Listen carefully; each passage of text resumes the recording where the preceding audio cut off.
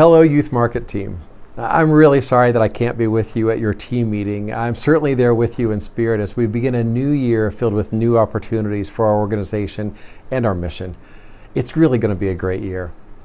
You know, a little story for you. 31 years ago, I began my career with the American Heart Association, and one of the responsibilities that I had was working in the schools to conduct jump rope events to support the AHA. I remember it like it was yesterday, really. I had 17 counties in central Kansas. My recruitment goal was 60 schools, and I would travel throughout my territory recruiting schools, motivating coordinators, building relationships with administrators, getting past school secretaries, making sure that I was doing what you were doing. Now, I was a generalist. So I also did 5 heart walks, 18 cardiac arrest events, 5 social events, and all of our health and communications activities in my 17 county territory. I know. It sounds a little bit like when your parents talked about walking to school uphill both ways in a foot of snow, but I loved it. And each year for the past 31 years, I've been committed to traveling with our youth market staff to learn new strategies and to hear what our volunteers are doing and saying about our program. Last year I traveled with 7 of our youth market staff during our recruitment and during the assemblies. And this year I'm going to be doing the same. And I can't wait. As I said, it's going to be a great year. The reason I tell you this is because I get it. I understand how you have to work independently a lot. You have to psych yourself up for every sales visit. You have to spend a lot of time driving in the car. You have to try to fit 20 minutes of information in a 5-minute sales call. You have to drive an hour to a school just to realize that the coordinator is at a different school on Tuesdays, or doing a meeting with a teacher and getting hit with a few balls and bowling pins or jump ropes. I get it. Sometimes it's a contact sport, right? But you meet some of the most amazing coordinators and students and parents and administrators who have been impacted by the American Heart Association, people who would walk through a wall for the AHA and share how the AHA has changed their lives. Now, you also meet a few challenging volunteers that keep us on our toes, but I get it. Through it all, you have an amazing responsibility to further our mission and raise more than $25 million in the Midwest to teach the future about volunteerism and health and giving back to their communities. I love the job of the Youth Market Director, and so thank you for doing what you do. Now, I want to talk with you a little bit about last year, just for a second. It was a tough year. I've said that before. And it was nothing that you personally created. We had to learn on the fly, to respond, to react, to learn and grow. We did some things really well as an organization, and also we made some mistakes, both individually and corporately as an AHA. But we learned and we grew, and we are overcomers, and we are ready for a great year ahead. So as I have said before, a setback is a setup for a comeback, and we are coming back. So let me give you an example of this. A year ago, when we were doing re-recruitment in the spring before schools were out, the schools didn't even know what they were registering for. But now it's a whole new year. And did you know that we have already recruited 8,800 schools in our 13-state blueprint for the American Heart Challenge and Kids Heart Challenge? That's huge. Take a look at this slide. Nearly 9,000 schools have registered to support our mission. By state, that's 1,500 schools in Illinois. That's 1,300 schools in Ohio. That's nearly 1,000 schools in Wisconsin. Every state is impressive. And I think it's motivating to say, gosh, everyone is doing this. Why not you? I would be sharing this with every coordinator as we're making a difference. Our goal as a region is to recruit 11,500 schools. That's an additional 2,700 schools from where we are right now in our 13 states. This will allow us to have more schools involved and cast a wide net while also focusing on reducing our attrition rate for the future. It's a win-win opportunity. So now, I want to share with you a few ideas that will position us for a successful comeback. First, let's talk about leading with mission. The Kids Heart Challenge has to be a service learning project that has benefits and not just a school fundraiser that supports a cause. I hope that makes sense. We will never be able to compete successfully with an internal fundraiser on what comes back to the school. Coordinators, administrators, and parents, they want a connection to health and education and philanthropy, learning the importance of giving back to the community and teaching the kids the importance of empathy and helping others in this me-centered world. We provide that. We're teaching students about volunteerism, about giving back to their community. This year, the SHAPE issue will likely be subsiding or not an issue for most of us. But we also don't speak negatively about SHAPE. When they go low, we go high. We focus on our blue ribbon organization, the pie chart that we publish, the fact that we are saving lives in our community and truly making a difference. So I encourage you to practice on leading with mission, with each other and in front of a mirror, with your manager or your spouse or a friend. Practice makes perfect. Know how to speak about the mission of the American Heart Association that is meaningful and impactful to the school.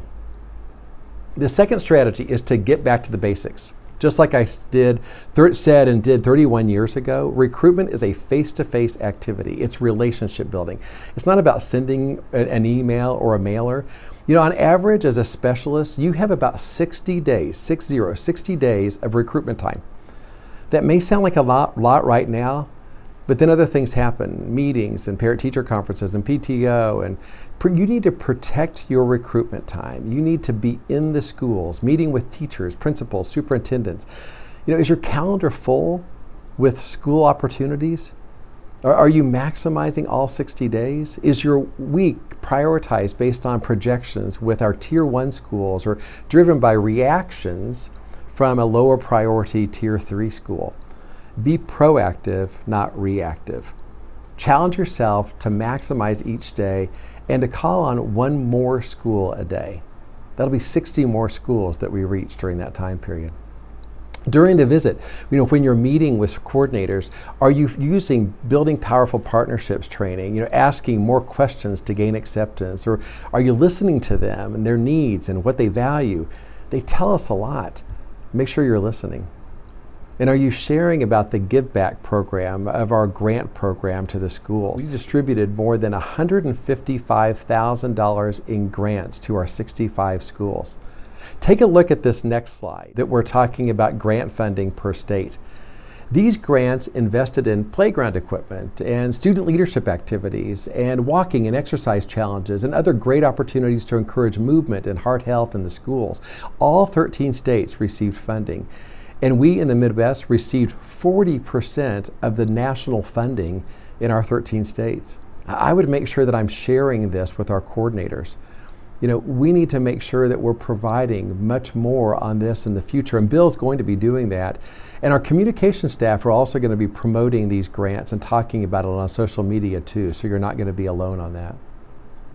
The next thing, the third idea, is to go beyond the gym. Now, we need to make sure that we're starting in the gym, and that's a great place to make that connection with the PE teacher. Go there first, but we have other options in every school. Principals, school nurses, classroom teachers. Make sure that we're starting recruitment early with appointments. Some of these folks are repeat and have done this for every year. Make sure that we're starting with appointments, but we also need to fill our day.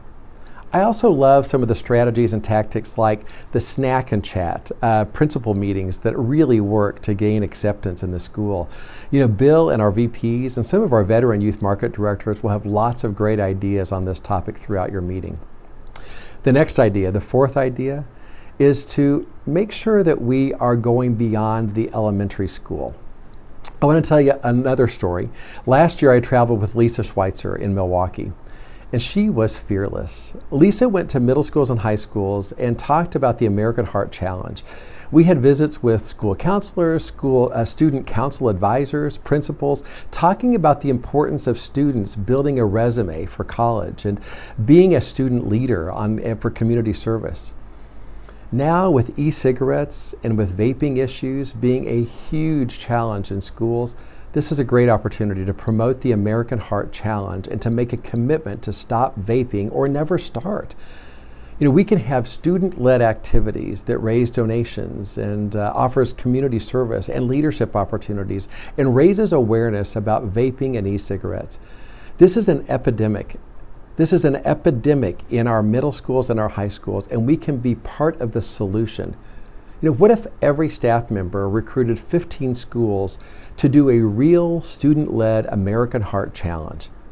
This could be a huge opportunity for us and for them. Remember, last year there was an 80% increase in e-cigarette usage among high school students, and 1 in 5 kids uses e-cigarettes.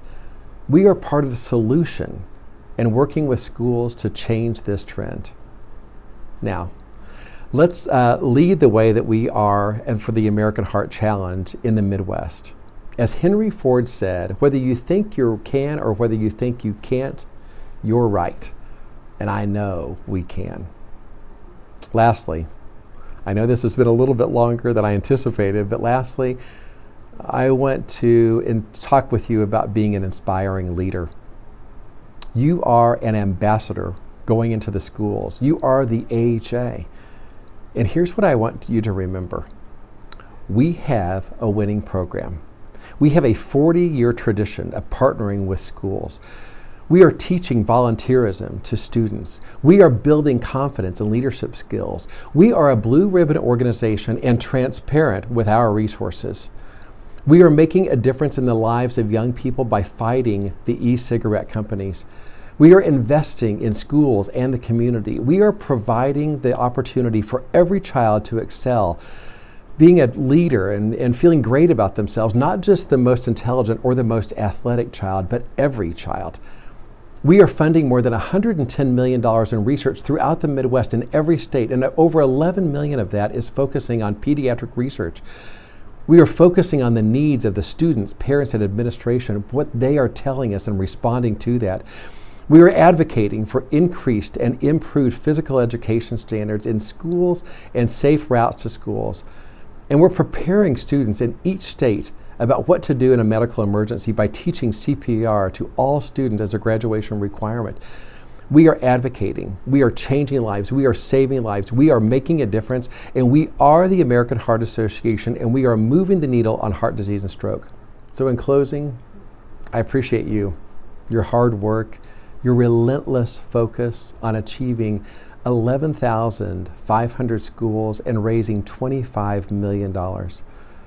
I look forward to traveling with several of you of our youth market staff and being a part of the team meetings to hear and learn from you. I can't wait for this year. This is our year. And we have 60 days to build the foundation for a strong recruitment year. This is the year for the Kids Heart Challenge. So thank you, have a great meeting, and let's do this.